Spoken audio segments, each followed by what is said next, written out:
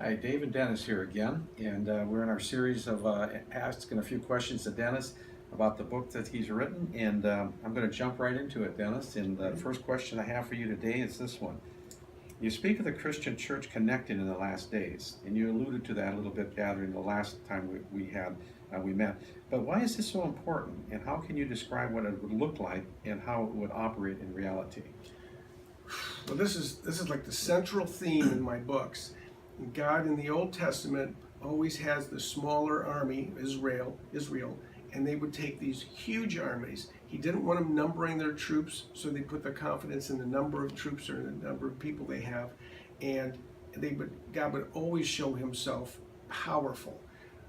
But God has just impressed upon my heart that the Christ remnant needs to come together in these last days to overcome the devil. It's a spiritual warfare, and these are terrible times that we're in. And so the devil knows, just as we do, that a house divided against itself cannot stand. Look at the Democrats right now. They are in lockstep against the Republicans, against Donald Trump, but God put Donald Trump in power. God puts everybody that's in power in power.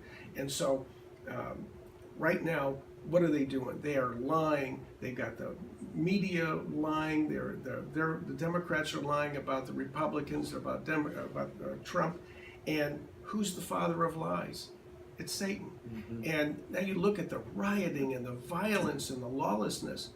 Who's called the lawless one? It's Satan. So this is spiritual warfare, and we have to be in lockstep against him. This is part of what God's showing me. We need to come together and strengthen each other.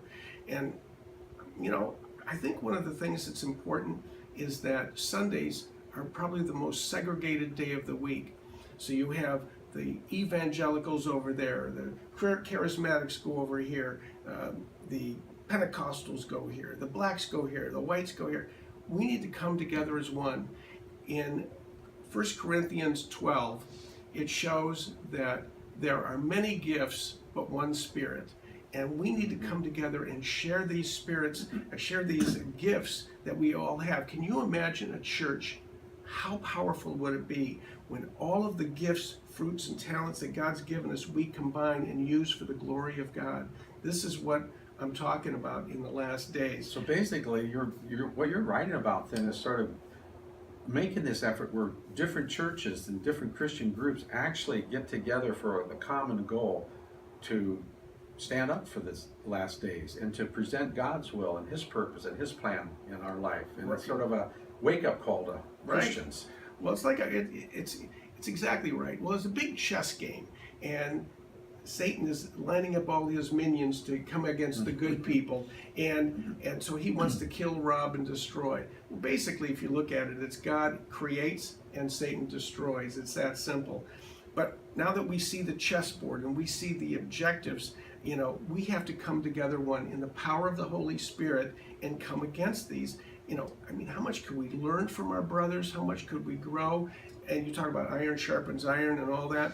You know, with all our prayers and our finances, and we're voting together.